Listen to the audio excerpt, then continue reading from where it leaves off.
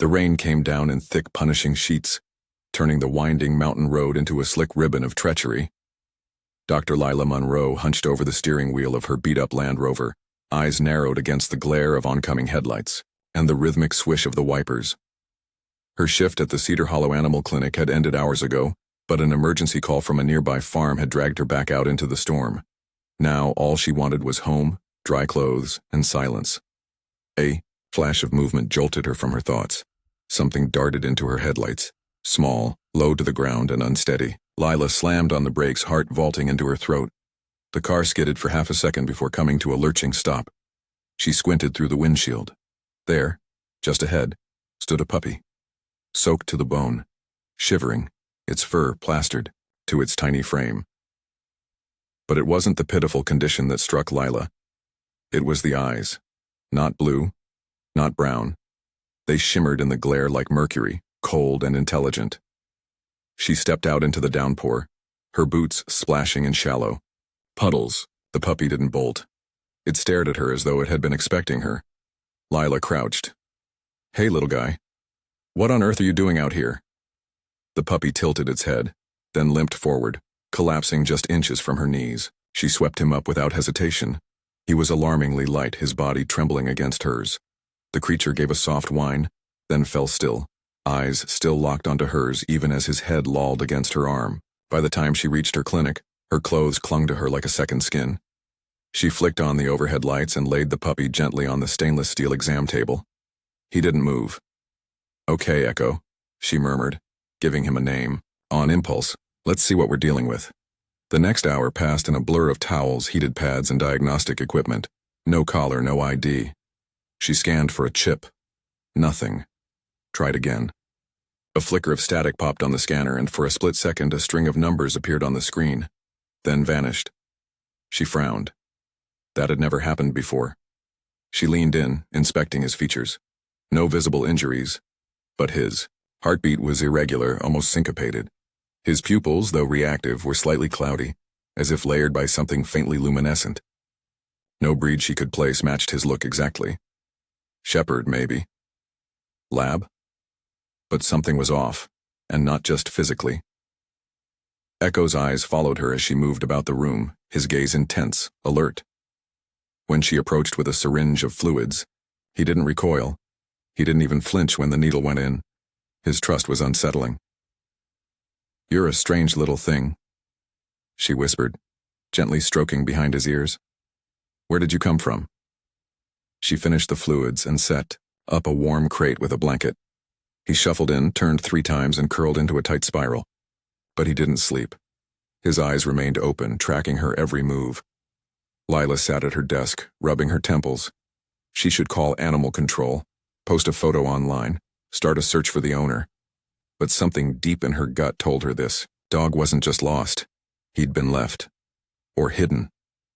The storm howled louder, shaking the clinic windows. Lila leaned back and stared at the ceiling. She hadn't felt this unsettled since her father's death. Dr. Everett Monroe had been a brilliant, but secretive man, a biologist obsessed with neuroconnectivity between species. He'd died in a fire at his lab 10 years ago. No survivors, no salvageable files. She hadn't talked about him in years, not even to Dean, her younger brother. The wound was still raw, too wrapped in unanswered questions. She sighed, glanced at the crate. Echo was sitting upright, his eyes fixed on the corkboard above her desk. Her gaze followed his. He was staring at a photo. A faded snapshot of her, Dean, and their father in front of the lab. She hadn't even remembered pinning it up. A prickle climbed her spine. She walked over and gently turned the photo face down. Echo let out a soft, almost imperceptible whine. The power flickered, the overhead lights dimmed, then steadied. Lila shook her head. "Too much coffee," she muttered. She got up to lock the front door. When she returned, Echo was out of the crate, sitting directly in front of the photo, now somehow face up again. She froze. There was no way he could have climbed out. The crate had been latched, and yet here he was. "Okay," she whispered, crouching slowly. "How did you do that?" Echo didn't move. His gaze was unblinking. Lila reached out, unlocked the crate, and examined it. The latch wasn't broken. The blanket was still neatly in place. "Right," she said, backing away, heart starting to thud. I'm officially spooked. She sat again, watching him. Minutes passed. Finally, Echo padded quietly over to her chair and rested his head on her foot. Not to sleep. Just to be near her. The warmth was calming. Against her better judgment, she let him stay there as she dozed off at her desk. Somewhere in the night, she dreamed. She saw a lab room with flickering lights, metal tables, and animal crates. Her father stood in the corner, cradling something small. He looked directly at her, his mouth moving silently. Then came a flash of silver eyes, Echo's eyes, glowing in the darkness. She awoke with a start. The clinic was silent. The storm had passed. Outside, the sky was a bruised blue, dawn just beginning to rise. Echo was gone. Panic surged through her chest as she stood searching the clinic. The door was still locked. No windows were open. She turned and found him sitting in the hallway facing the scanner she had used earlier. Waiting. He wanted her to scan him again. She did. This time, when the scanner beeped, a single line of code appeared. Reverb 031A. Then it vanished. She stared at the blank screen, adrenaline flaring. That wasn't a manufacturer's code. It wasn't anything she recognized. Echo, she whispered. What are you? He blinked slowly, and for the first time since she'd found him, he wagged his tail and you said. Dean tapped away at his keyboard, the screen's glow casting sharp lines across his furrowed brow. His apartment was cluttered, as usual. Coffee mugs balanced on old textbooks, wires looping across the floor like vines. Lila paced behind him, clutching a notepad filled with the code she had jotted down from the scanner. Reverb 031A. This doesn't look like a standard microchip ID, Dean muttered. It's formatted like a government asset tag. Lila crossed her arms. Government? Are you serious? Totally. And this prefix, reverb, is weird. I've never seen it outside of encrypted logs. He paused, glanced back at her. Where did you say you found this puppy again? I didn't, she replied, because I don't know. Dean raised an eyebrow but didn't press. He returned to the keyboard, typing faster now, his shoulders tensed. I'm accessing some legacy databases. If this is military or research grade, it might be archived somewhere. Lila's phone buzzed with a photo update notification from her clinic security feed. Everything looked normal, lights off, Echo asleep in his crate. Still, she didn't relax. She hadn't since she found that dog. Dean suddenly stopped typing. Got something. Lila stepped forward. Reverb 031A, Dean read aloud. Tag assigned to a closed research protocol under the Department of Defense. Officially defunded. 12 years ago. Project Reverb. Lila's heart stuttered. What kind of project? Dean scrolled through the limited metadata. Covert behavioral research. Animal-human emotional synchronization. Most files are redacted or corrupted, but... Whoa. He clicked on a blurry PDF.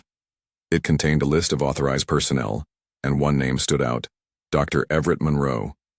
Lila's blood went cold. That's Dad.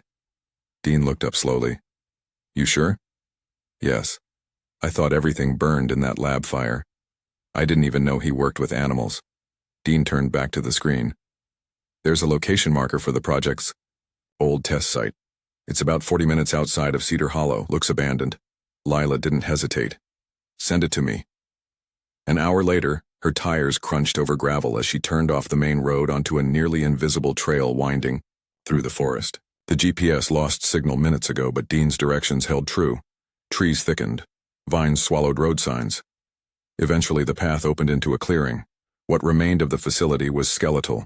Rusted beams, blackened walls, and broken glass. Nature had begun reclaiming it, but something about the place held itself in defiance of time. She parked and stepped out, the silence so absolute it hummed in her ears. As she explored, her boot landed in a fresh footprint, not hers. She froze. Kneeling, she saw tire tracks too, muddy but recent. Someone else had been here. Maybe still was. She crept toward the building's remains, flashlights sweeping through hollow corridors. Charred filing cabinets lay toppled. She sifted through debris until something crinkled beneath her glove. A scorched folder. Inside, brittle pages, half burnt. She turned one gently. Diagrams of canine brain scans. Notes scribbled in shorthand. At the back of the folder, a photograph. Her father in a white lab coat standing beside military officials. In front of them, a row of puppies. All silver-eyed. All identical to Echo. Her fingers trembled. A paragraph on the back of the photo was still legible. Subject line 31A exhibits unprecedented neural sync response. Sourced from... The rest was burned away. Thunder rumbled, though the sky was clear. The air shifted. She turned to leave and stopped. A black SUV sat at the edge of the woods. Its engine was off, windows tinted. Watching. Lila backed away slowly, heart thudding. That night she packed a bag with Echo's essentials and drove him to her friend Marcy's cabin near the lake. Remote, safe. Marcy wouldn't ask questions. She barely slept. The next morning she returned to her clinic to find the back door slightly ajar. Inside, drawers were pulled open. Her computer was gone, papers scattered. Echo's crate was untouched, but it was empty. Panic clawed at her throat until a soft sound made her spin. Echo stood in the corner unharmed. Somehow he had evaded whoever broke in. Or they had ignored him. She scooped him up, whispering reassurances. He licked her cheek, eyes solemn. Too solemn. Back at the cabin, she sat. By the fireplace, Echo curled at her feet. As the flames danced, her mind spun. Why her? Why now? She didn't notice her hands trembling until Echo gently placed a paw on her wrist. His touch was feather-light, but the moment it made contact, she felt it. A strange warmth blooming in her chest, a pressure behind her eyes. Then came the memories. Not hers, flashes of emotion that didn't belong to her. Fear, loyalty, cold metallic surfaces, voices yelling, a cage door swinging open. She pulled her hand back, gasping. Echo looked up at her, tail still. I felt, she murmured. You. That was you, wasn't it? He tilted his head, watching her intently. Later that night, she had another episode. The nightmares returned. Memories of the fire, her father screaming. But before she could fully spiral, Echo jumped onto the bed and pressed his body against hers. The panic vanished.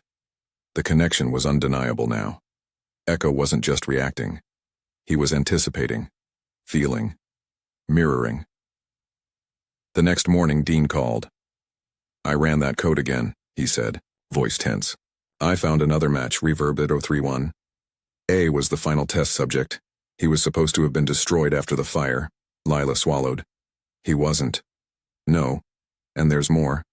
The experiment used genetic sampling from human subjects to enhance the empathic link. Specifically, a family member of the lead researcher. Lila's knees gave out. She sat on the edge of the bed, Echo resting his head on her thigh. Dean, she whispered, what if I'm not just connected to him emotionally?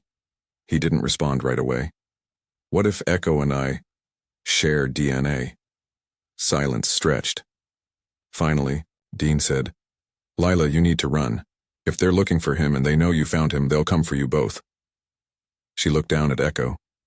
He met her gaze, and for the first time, she didn't just see an animal looking back, she saw herself. The morning mist curled low over the charred earth as Lila returned to the ruins of the lab. She wore gloves this time, digging carefully near the skeletal remains of what had once been the secure containment wing. Dean's latest clue, a geo-coordinated, hint embedded in old metadata, had led her here. The dirt was soft, recently disturbed. A metallic clang echoed up from the hole. She scraped faster until her fingers struck the cool steel of a fireproof lockbox, half melted but intact. Inside were scorched folders, microdrives, and something that chilled her, a leather-bound diary, its cover cracked but legible. Her father's initials, E.M., were branded into the spine. She sat cross-legged in the ash, Echo pressing against her side as she opened it. Each page carried his handwriting, rushed, fragmented, panicked near the end. As she flipped through, the truth unfurled like a slow detonation. June 14th. The experiment works. Subject L synchronizes at a level we never thought possible. Her emotional resonance stabilizes Echo's output. She's only 6 years old, God forgive me. August 2nd. They wanted to replicate the bond. They brought in soldiers, trauma survivors. But none worked like her, because she didn't just synchronize, she seeded him. Her DNA is the key. November 10th. I told them I shut it down. I lied. I took Echo and erased the records. She's starting to forget the tests. Good. Let her live a normal life. But if she ever finds Echo again, it will mean the world is ready. Lila's chest constricted. She wasn't just her father's daughter. She was his experiment. Echo didn't just mirror her emotions. He was made from her. A hybrid. Her breath came in shallow waves, fury and grief, battling in her throat. He had used her, played God with her childhood, stolen her memories, but he had also protected her. When the project burned, he let the truth die with it until now. She looked at Echo. He whimpered softly, nudging the diary. His silver eyes shimmered, and she knew. He felt it all. The betrayal. The ache. The love that remained, buried in the fire. Her tears dropped onto the page. Echo pressed his nose into her palm. They sat like that for a long time. Then the silence shattered. Engines, tires, boots on gravel, black SUVs. Lila stood fast, heart slamming in her chest.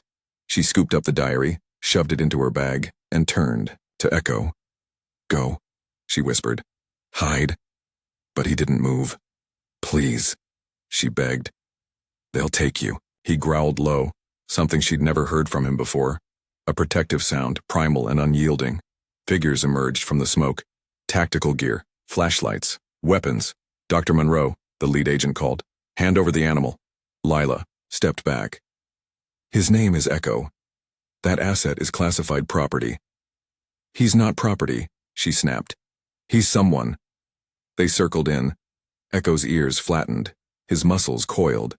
And then, without warning, he released a low, haunting howl. It wasn't loud, it wasn't aggressive, it was beautiful. The sound rippled outward like a wave, reaching each agent in a perfect echoing arc. Suddenly, they stopped, staggered. One dropped his gun. Another fell to his knees, sobbing. A third clutched his head, as if overwhelmed by unseen memories. Lila stood frozen, watching in awe. Echo had tapped into them, not their ears but their minds. He had sent a pulse of raw, unfiltered emotion. Grief, love, terror, hope. All of it at once. None of them could stand it. One by one, they fled. The lead agent stumbled back to his SUV, eyes wide with something close to reverence. Echo sat beside, her panting softly. Smoke still drifted from the trees. The diary weighed heavy in her bag. She knew then. They couldn't keep hiding. Later that week, Lila uploaded the diary's contents, security footage of the raid, and Echo's biometric readings to a secure drop. Then she hit send. The internet did the rest. Within hours, the Binger Project Reverb trended globally. News outlets swarmed her clinic. Scientists argued on live streams. Lawmakers demanded hearings. A class action suit began for the other test subjects, who had suffered and vanished. And Echo, he became a symbol. An advocate stepped forward to classify him under a newly proposed law. Sentient companion status. He was the first non-human to be granted it. Lila declined all interviews except one. On the day of the final tribunal, she stood on the courthouse steps, Echo beside her, and simply said, "He is proof we are more than science. He is proof we can heal each other." Months passed. Lila reopened her clinic, but it was no longer just a veterinary practice. It became a sanctuary, a place where survivors of trauma were paired with rescued animals, trained not just in behavior, but in empathy. Echo helped every step of the way, his presence a quiet reassurance. And one day a woman arrived with her 6-year-old son. The boy hadn't spoken since a car accident stole both his parents. Lila knelt beside him, soft-spoken, calm. "This is Echo," she said. The boy didn't move. Echo approached slowly, then curled beside him, resting his head on the child's knee. Minutes passed. Then, barely a whisper, "Doggy." The mother gasped, covering her mouth. Lila felt the tears before she could stop them. Echo lifted his head and, just for a moment, winked, the same way her father used to, right before saying everything's going to be okay, and somehow it was.